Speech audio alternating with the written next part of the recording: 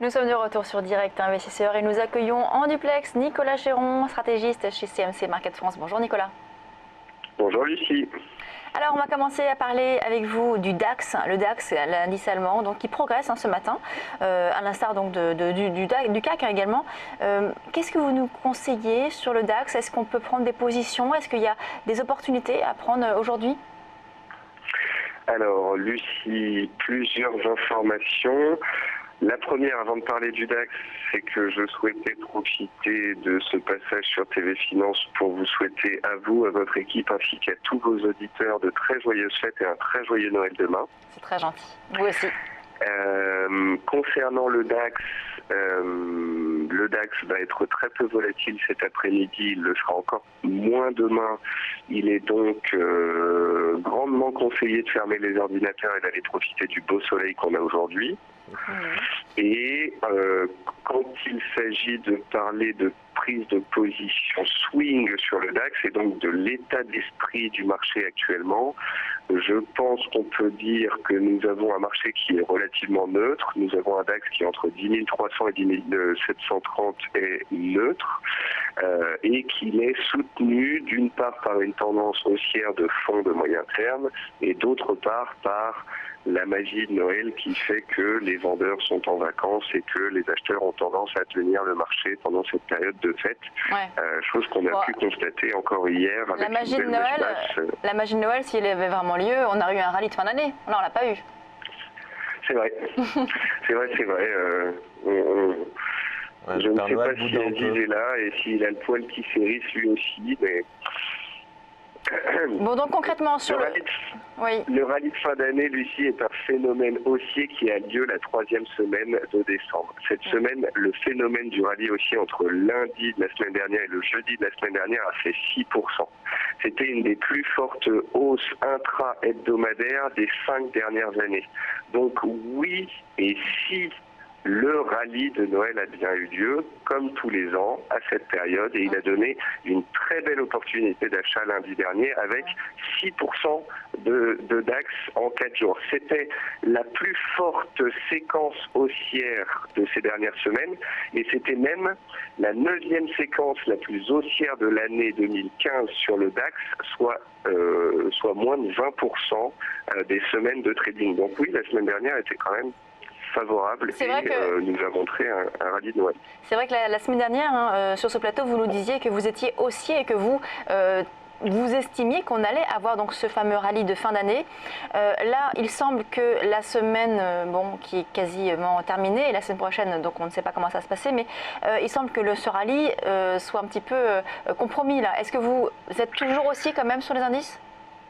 Ben oui, parce qu'on ne peut pas ne pas être haussier. Lucie, à long terme c'est haussier, à moyen terme c'est haussier, à court terme c'est neutre et en termes de sentiment c'est haussier. Donc je ne connais pas une personne qui pourra vous dire que les indices sont baissiers actuellement. Ah bah j'en connais. Moi j'en connais beaucoup. J'en connais beaucoup moi des personnes qui me disent que c'est baissier. Mais ce qui m'intéresse donc là ce qui m'intéresse c'est de vous ce que vous recommandez aujourd'hui. Là on est par exemple sur le DAX à 10 636. C'est un bon point d'entrée du coup sur l'indice allemand? Non, je pense que la séance d'hier donnait un bon point bas. Là, on est 200 points plus haut. Depuis 4-5 séances, on se balade dans un range. Et en théorie, dans un range, il vaut mieux essayer de se positionner à proximité de la borne basse. Donc, soit un point bas a été fait hier et il fallait rentrer hier, soit on y retournera et auquel cas, les acheteurs pourront s'y intéresser. Ou bien, soit demain, soit début de semaine prochaine, en cas de cassure des 10 730 points, là on aurait un basculement de court terme entre la zone de neutralité et le marché haussier et on pourrait donc éventualiser une prise de position haussière dans le sens de la tendance. Aziz, vous partagez cette analyse? Moi je pense plutôt, je fais partie de ceux qui ont longtemps maintenu un avis haussier sur les marchés. Là je suis un peu plus neutre effectivement avec une revue de la stratégie dans le sens où sur le DAX, je pense qu'on pourrait même aller jusqu'à 10 900 points, mais sans que cela ne veuille forcément dire qu'on rentre dans une tendance plutôt haussière ou positive. Je pense que pour l'instant, on est dans cette période de l'année où les investisseurs effectivement vont plutôt sortir petit à petit du marché, les volumes vont faiblir, on n'aura pas de gros mouvements majeurs, mais on a bien vu la pression baissière qui a été exercée au début du mois de décembre. On a bien vu que depuis, on a rebondi depuis le 15 décembre et notamment la semaine dernière avec les propos de la Fed, mais on voit bien que le potentiel de hausse est limité. Donc pour l'instant, pas de conviction majeure, on peut osciller entre les 10 300 et 10 900, c'est assez large, 600 points d'évolution. Mais pour ma part, je chercherais plutôt à payer le bas vers les 10 300 et à vendre un retour sur les 10 900. Un mot maintenant, Nicolas, sur le pétrole qui a fortement chuté ces dernières semaines. On est sous les 40 $, hein, ça faisait longtemps qu'on n'y avait pas été. On est par exemple sur le Brent à 36. Vous pensez que là, du coup, ça a un impact également sur les indices, on l'a vu durant le mois de décembre. Est-ce que vous estimez que là, le petit rebond que l'on a aujourd'hui devrait se poursuivre ou au contraire qu'on pourrait continuer à baisser ? Ce que je vous avais expliqué il y a à peu près 15 jours, Lucie, c'est que je pensais qu'on allait avoir potentiellement une première phase haussière sur les indices lors du rallye de Noël, qui était la semaine dernière, et que par la suite, on aurait potentiellement une deuxième phase haussière qui serait tirée par le rebond potentiel de l'énergie en fin d'année. Et vous savez, j'ai pas tendance à changer d'avis comme de Schmitt. Donc nous sommes actuellement à 35 $. Nous avons tenu les plus bas pluriannuels de 2009. Le pétrole est sur un support majeur. Il a perdu plus de 70% cette année. Il est en train de nous donner des signes de retournement à partir de son support. Et plus que jamais, je pense qu'il y a une très forte probabilité d'un rebond majeur sur le pétrole qui pourrait tirer l'ensemble de la cote, c'est-à-dire les pétrolières, les parapétrolières et donc les indices de nouveau à la hausse pour une seconde phase. Ouais. Donc, du coup, et ça, ce sera confirmé ou pas cet après-midi avec la publication des stocks à 16h30. Il faut savoir que les stocks de la semaine dernière sont ressortis, ils étaient énormes. Et que donc on aura du mal à avoir des stocks, les stocks qui sont sortis la semaine dernière étaient bien supérieurs aux normales saisonnières. Donc avoir deux semaines d'affilée des stocks supérieurs à la moyenne, ce serait particulier, mais c'est surtout qu'on aura du mal à faire un écart beaucoup plus important à la hausse. On ne va pas avoir 14 millions de barils de stock non plus, je ne pense pas.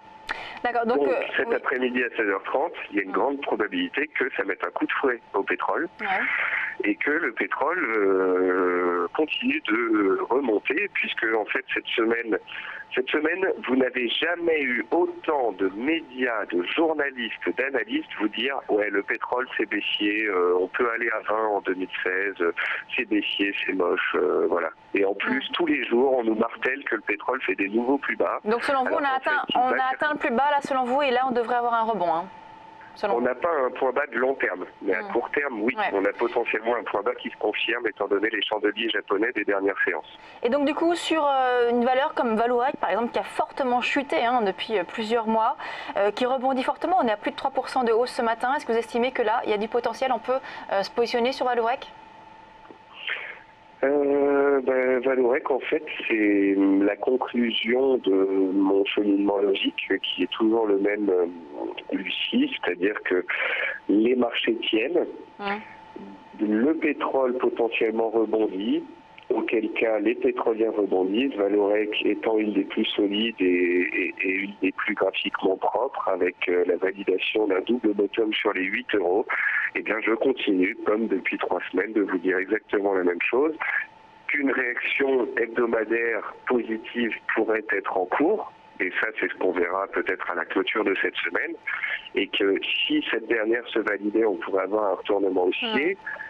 On a un canal baissier sur le cours, donc ceux qui veulent ne pas prendre de risques attendront qu'on sorte de ce canal haussier à la hausse pour valider un signal, donc par la cassure des 9 €. Et on pourrait se dire qu'actuellement elle est à 8,50 et qu'attendre 9 euros c'est beaucoup. Mais en fait, si on se rend compte que la valeur peut remonter à 12, 13 ou 14 et qu'elle peut donc prendre 30 à 50%, alors attendre une validation par la clôture des 9 euros, ce n'est vraiment pas grand-chose. Merci Nicolas Chéron, stratégiste chez CMC Market France. On marque une très courte pause, on se retrouve tout de suite sur Direct Investisseur.